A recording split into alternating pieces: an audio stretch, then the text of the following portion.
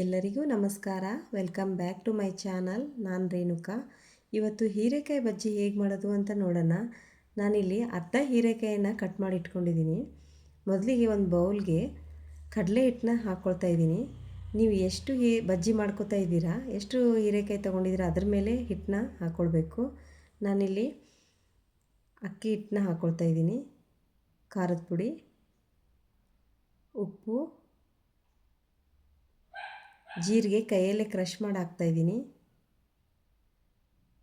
ಓಂಕಾಳು ಅಷ್ಟೇ ಕೈಯಲ್ಲೇ ಕ್ರಷ್ ಮಾಡಿ ಹಾಕ್ತಾಯಿದ್ದೀನಿ. ಕರಿಬೇವಿನ ಸೊಪ್ಪು, ಅಡುಗೆ ಸೋಡಾ, ಕೊತ್ತಂಬರಿ ಸೊಪ್ಪು ಸ್ವಲ್ಪ ಜಾಸ್ತಿ ಸೇರಿಸ್ಕೊಂಡಿದ್ದೀನಿ, ಟೇಸ್ಟ್ ಚೆನ್ನಾಗಿರುತ್ತೆ. ಸ್ವಲ್ಪ ನೀರು ಹಾಕ್ಕೊಂಡ್ಬಿಟ್ಟು ಸ್ಪೂನಲ್ಲಿ ಕಲಿಸ್ತಾಯಿದ್ದೀನಿ.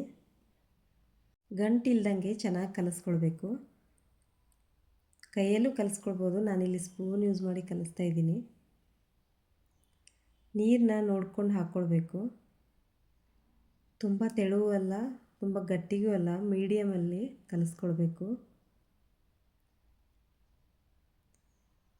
ಚೆನ್ನಾಗಿ ಮಿಕ್ಸ್ ಮಾಡ್ಕೊಳ್ತಾ ಇದ್ದೀನಿ. ಓಂಕಾಳು ಕ್ರಷ್ ಮಾಡಿ ಹಾಕ್ಕೊಳ್ಳಿ, ಫ್ಲೇವರ್ ಚೆನ್ನಾಗಿರುತ್ತೆ. ಇವಾಗ ಹಿಟ್ಟು ಚೆನ್ನಾಗಿ ಮಿಕ್ಸ್ ಆಗಿದೆ. ಒಂದು ಬಾಣಲಿ ಇಟ್ಕೊಂಡು ಎಣ್ಣೆ ಕಾಯಕ್ಕಿಟ್ಟಿದ್ದೀನಿ. ಎಣ್ಣೆ ಮೀಡಿಯಮ್ ಫ್ಲೇಮಲ್ಲಿ ಚೆನ್ನಾಗಿ ಕಾಯ್ದಿರಬೇಕು. ಈಗ ನೋಡಿ ಒಂದೊಂದೇ ಬಜ್ಜಿನ ಹಾಕ್ತಾಯಿದ್ದೀನಿ. ಉದ್ದಕ್ಕೂ ಕಟ್ ಮಾಡ್ಕೊಳ್ಬೋದು, ಇಲ್ಲ ರೌಂಡಿಗೆ ಬೇಕಾದರೆ ರೌಂಡಿಗೂ ಕಟ್ ಮಾಡ್ಬೋದು. ನಾನಿಲ್ಲಿ 2 ಥರನೂ ಕಟ್ ಮಾಡಿದ್ದೀನಿ.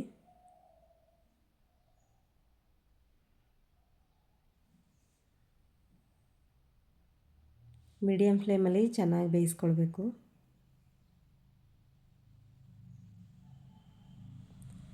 ಈ ಚಳಿಗೆ ಸಂಜೆ ಟೈಮಲ್ಲಿ ಟೀ ಜೊತೆಗೆ ಸ್ನ್ಯಾಕ್ಸ್ಗೆ ಈ ಥರ ಹೀರೆಕಾಯಿ ಬಜ್ಜಿ ಮಾಡಿ ನೋಡಿ, ಚೆನ್ನಾಗಿರುತ್ತೆ.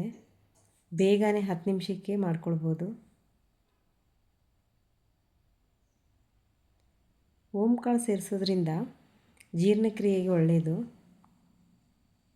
ಈ ಥರ ಎಣ್ಣೆಲಿ ಫ್ರೈ ಮಾಡೋ ಐಟಮ್ಗೆ ಓಂಕಾಳು ಸೇರಿಸಿದ್ರೆ ತುಂಬ ಚೆನ್ನಾಗಿರುತ್ತೆ. ನೋಡಿ ಇವಾಗ ಬಜ್ಜಿ ಫ್ರೈ ಆಗಿದೆ, ಗೋಲ್ಡನ್ ಕಲರ್ ಬಂದಿದೆ. ಇವಾಗ ಬಜ್ಜಿನೇ ಎತ್ತಿಟ್ಕೋಬೇಕು. ತುಂಬ ಚೆನ್ನಾಗಿರುತ್ತೆ ಟೇಸ್ಟು. ಹೀರೆಕಾಯಿ ಒಳಗಡೆ ಚೆನ್ನಾಗಿ ಸಾಫ್ಟಾಗಿರುತ್ತೆ. ಮಕ್ಕಳು ಇಷ್ಟಪಡಲಿಲ್ಲ ಬಜ್ಜಿ ಅಂದರೆ ಮಕ್ಕಳಿಗೆ ಸಾಸ್ ಜೊತೆ ಹಾಕ್ಕೊಡಿ, ಆವಾಗ ತಿಂತಾರೆ.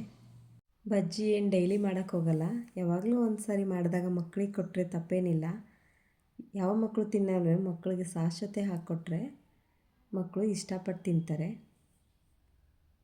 ಈ ಚಳಿಗಾಲಕ್ಕೆ ಒಂದ್ಸಲಿ ಮಾಡ್ಕೊಂಡು ನೋಡಿ, ಚೆನ್ನಾಗಿರುತ್ತೆ.